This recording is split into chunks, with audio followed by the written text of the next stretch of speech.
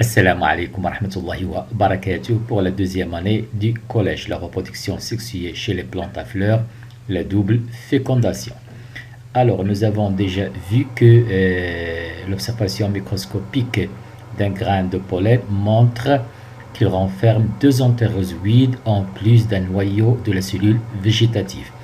Bien sûr, en comparaison avec la reproduction sexuée chez les animaux, on a parlé uniquement d'un spermatozoïde contenant un seul noyau.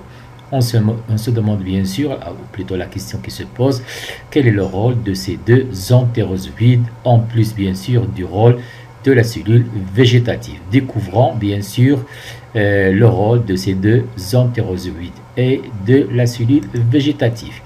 Donc pour cela, notre activité 1 nous demande de déterminer le devenir des graines de pollen après la pollinisation. Vous vous souvenez un petit peu, bien sûr, on a parlé de la pollinisation, c'est-à-dire le dépôt des graines de pollen sur les stigmates, effectivement, du pistil. Donc une fois le grain de pollen est déposé sur les stigmates, il trouve des conditions favorables pour germer, effectivement. Notre grain de pollen va germer, il va donner un tube pollinique qui va s'enfoncer à l'intérieur du style en se dirigeant vers l'ovule, comme vers l'ovaire, bien sûr, renfermant des ovules. On constate aussi qu'il véhicule les deux entérozoïdes, donc le rôle de la cellule végétative, c'est-à-dire germer, bien sûr, et donner le tube pollinique qui permet bien sûr de véhiculer, comme je viens de le dire, les deux entérozoïdes qui se dirigent vers l'ovule. Effectivement, une fois au niveau de l'ovule, on constate bien sûr, comme vous allez le voir, donc à ce niveau-là, nous avons déjà dit que l'ovule renferme cette cellule et 8 noyaux. On se demande bien sûr que va-t-il se passer, avec quel noyau nos deux entérozoïdes vont fusionner. Donc nous avons notre noyau de la cellule végétative qui sera détruit, bien sûr, son rôle est terminé, sa tâche est terminée, alors que les deux entérozoïdes, comme vous allez le constater, un entérozoïde va féconder l'oosphère, alors que le deuxième entérozoïde va fusionner avec les deux noyaux, bien sûr, polaires, voilà, du sac embryonnaire. Donc nous avons, comme vous le constatez, une double fécondation. La première, c'est-à-dire la fusion entre le noyau de l'entérozoïde avec l'oosphère, ce qui va donner, bien sûr, la cellule œuf, alors que le deuxième noyau de deuxième entérozoïde, bien sûr, va fusionner avec les deux noyaux polaires. Effectivement. Donc, comme je viens de le dire, nous avons un œuf principal et un œuf accessoire. L'œuf principal, c'est lui qui va donner, bien sûr, notre plantule, bien sûr, par un embryon.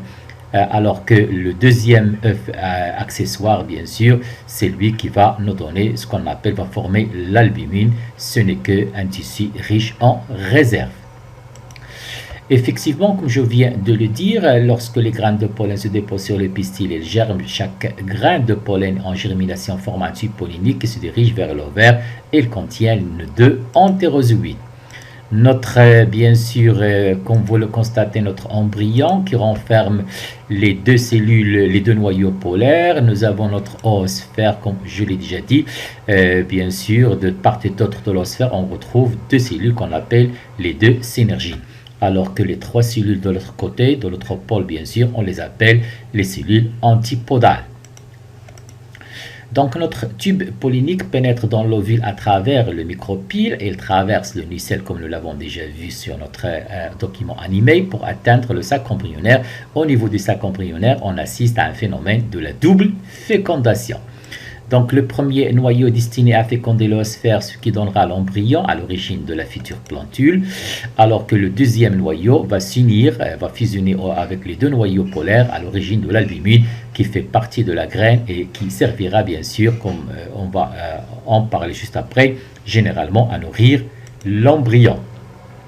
Ainsi, l'un des entérozoïdes féconde l'oosphère pour donner l'œuf principal, qui est à l'origine de l'embryon. Le deuxième entérozoïde fusionne avec les deux noyaux du sac embryonnaire, donnant l'œuf secondaire à l'origine de l'albumine. Je l'ai déjà dit, l'albumine est un tissu de réserve nutritive de la graine. Alors, Comme nous l'avons déjà vu, bien sûr, le grain de pollen, bien sûr, dans ce cas-là, nous avons au niveau de l'ovaire plusieurs ovules. Donc, nous avons 3 graines de pollen qui, bien sûr, qui germent et dans 3 tubes polliniques qui se dirigent vers l'ovaire. Chacun va se diriger vers un ovule, comme vous allez le constater. Notre double fécondation, nous l'avons déjà vu, bien sûr. Voilà.